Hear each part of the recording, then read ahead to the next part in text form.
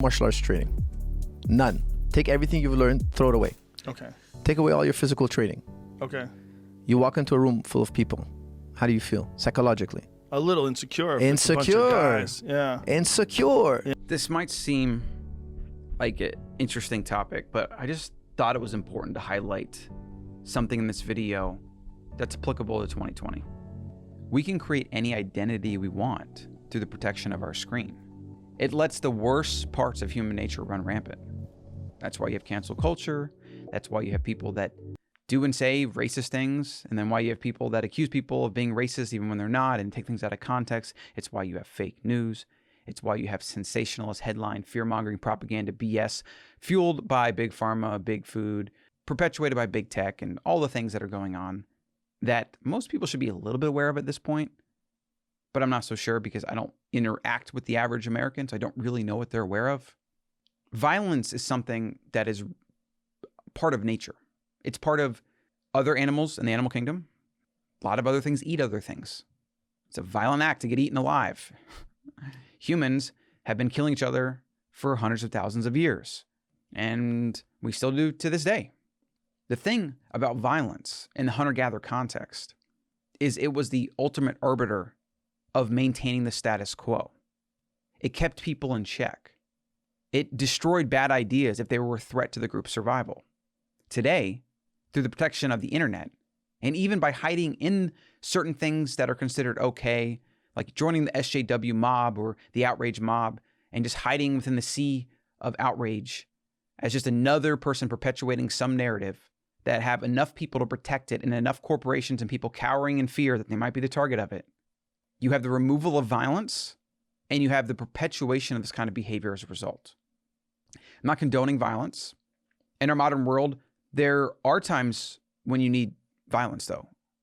If somebody threatens me and my family, or I am attacked, you better believe I'm channeling violence.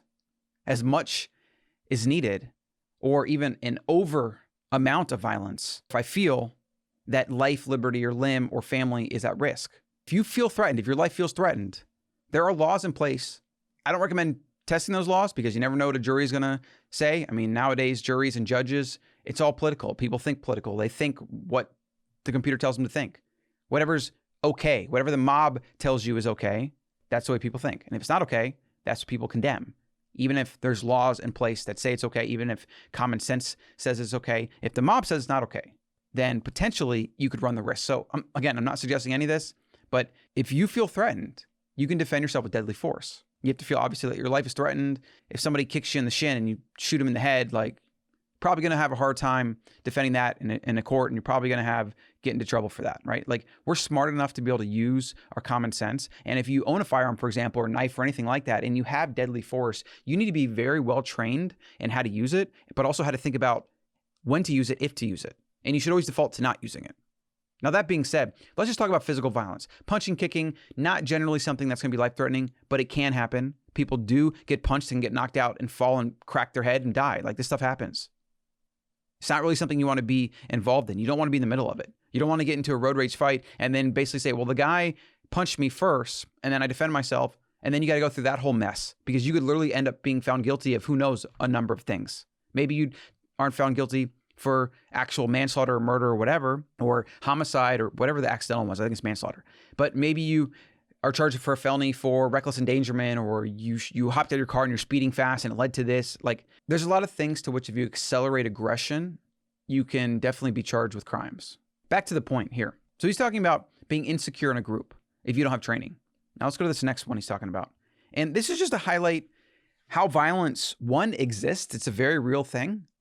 And I think the internet and our perceived safety from laws and law enforcement leads people into false sense of security to which they think they can say anything because nobody's going to attack you, right? Because there's laws and there's police and whatever.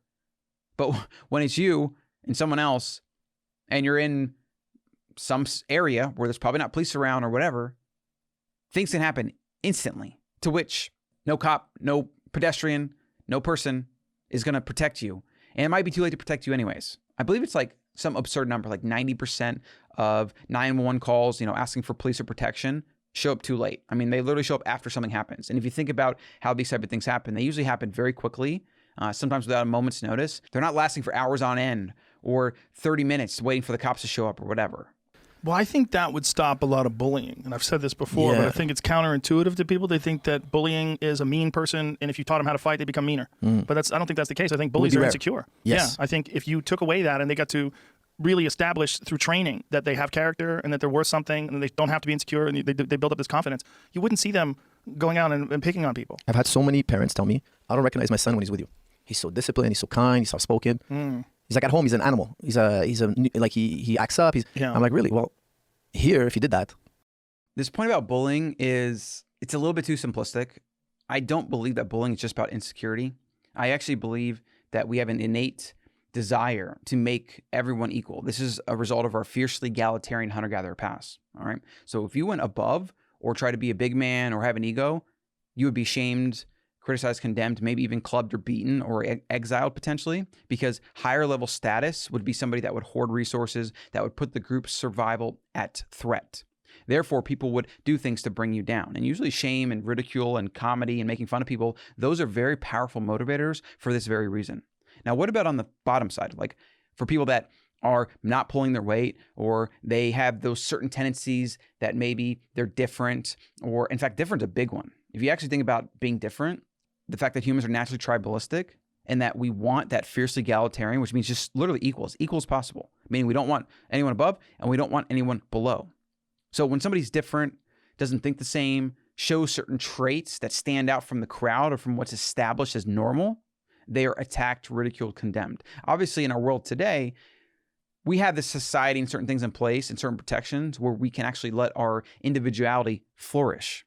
Back then, though, in hunter-gatherer times, you weren't really an individual. That was kind of counterintuitive to letting the group survive or allowing the group to survive.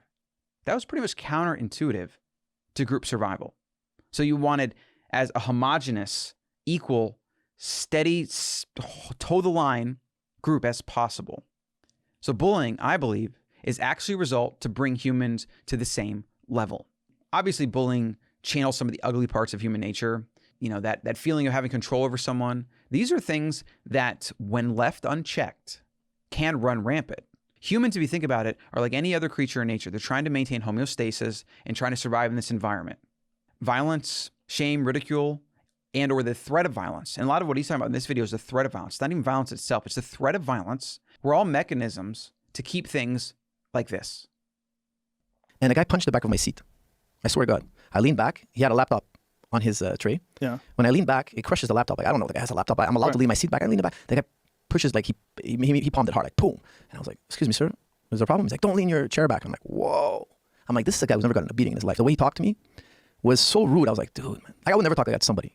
Never. Why? Because you learn through martial arts, you know, like, respect everyone, man. Respect is huge. One day you're the hunted, the other day you're the hunter, and it's just like the way life works, you know, like, have respect. Why should, like, this guy's instigating a fight now. We know what violence is. It could be really bad for one of us here.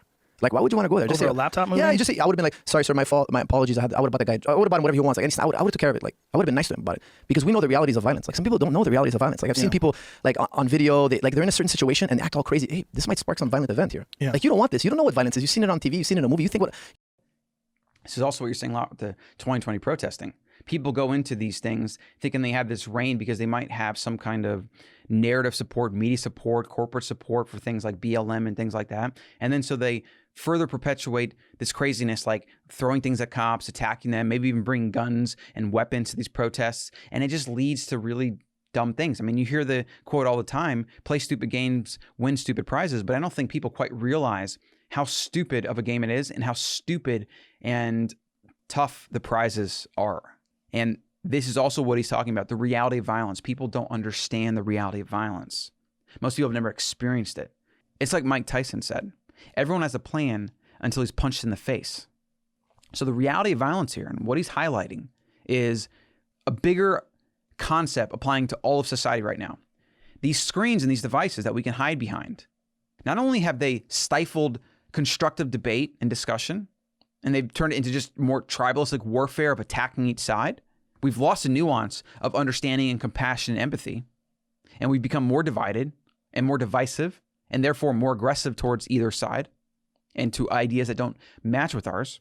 But it's made people misconstrue in their mind reality.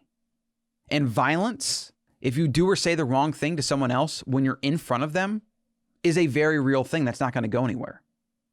You can build the safest, most totalitarian society the world has ever seen. And there are certain things that if you do, you will get punched in the mouth or kicked in the head, or maybe even potentially shot if it was the wrong person.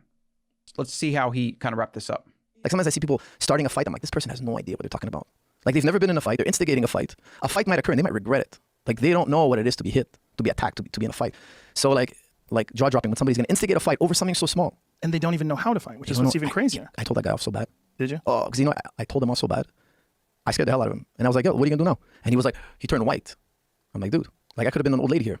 Yeah. You could have hit an old lady. She's pulling her chair back. I told him off. Like, we're in an airplane too. So I told him off. Like, I didn't yell or anything, but I told him off. I told him he's a real, I told him what I think of him. That guy shut his mouth. But it's like, dude, you want to fight over this laptop? Like, seriously. Like, no one can possibly know that you have a laptop open. No, but I'm telling you, it's so true. And I don't really know if there's anything actionable here, but I think understanding violence, I think understanding our evolutionary past, understanding what happens when you remove violence, that's actually a really important point. When you remove violence from the equation, you get really bad behavior. Hunter-gatherers were kept in check by other humans, okay? Humans are social creatures. We know this. If you put a human alone in some kind of situation where he or she can just gobble up resources and do whatever he or she wants, it's going to lead to bad behavior because there's no checks and balance. This is what government was supposed to be founded on. The founding fathers were like, yeah, we need to check and balance this because we know that power corrupts and we know that absolute power absolutely corrupts. So we need to have other people that have other incentives that work together or even kind of antagonistically to kind of balance out opposing forces. As we see, all government has become is a big boys and girls club where they just protect their own first, they protect their power first, and then they exert their control and their power and their rules and laws and regulations and whatever onto society.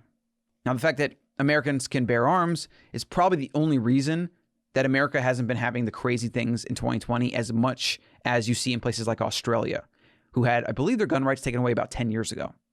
And you see the police running around like literally stormtroopers doing insane things, arresting old ladies in the park because they're not wearing a mask or some other nonsense, arresting a surfer not wearing a mask or not respecting social distancing or quarantine laws or whatever. It's just unbelievable. It really is unbelievable. This idea of violence really applies to a lot of facets of human life.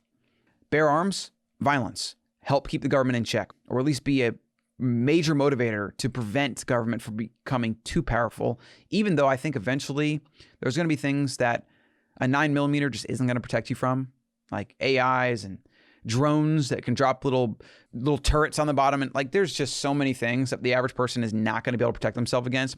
And it's why, the future of any established world order or major superpower is very, very scary for the future of humanity.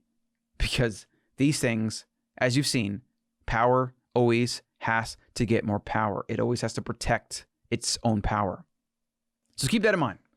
Respect the threat of violence. Understand where it comes from. Understand what the internet does when you remove violence, or what any situation does when you remove violence, or you remove other humans to keep you or other people in check. The internet, by default, is something that separates us because it quite literally separates the physicality of being in front of somebody. I'm literally talking to a camera. There's nobody in this room. I can say anything I want, and I can put it on the internet, and people can comment and do things like maybe try to report or whatever, but they can't stop me from saying this, and they can't influence my ideas, and they can't challenge my ideas. Maybe my ideas are terrible. They can't challenge them, and it leads to bad behavior. It leads to bad ideas. It lets sociopathic, psychopathic tendencies flourish, and it really just warps the human mind. It's why I now believe the internet is the greatest existential threat to humanity. So let me know what you think about this video and violence in general and our ancestral past. What are some examples in your life maybe, or kind of ideas that this pops up for you? Like, think about that. Let me know. Drop it in the comment below. Subscribe for more videos. I'm putting out basically a video a day at this point, and I'll see you in the next one.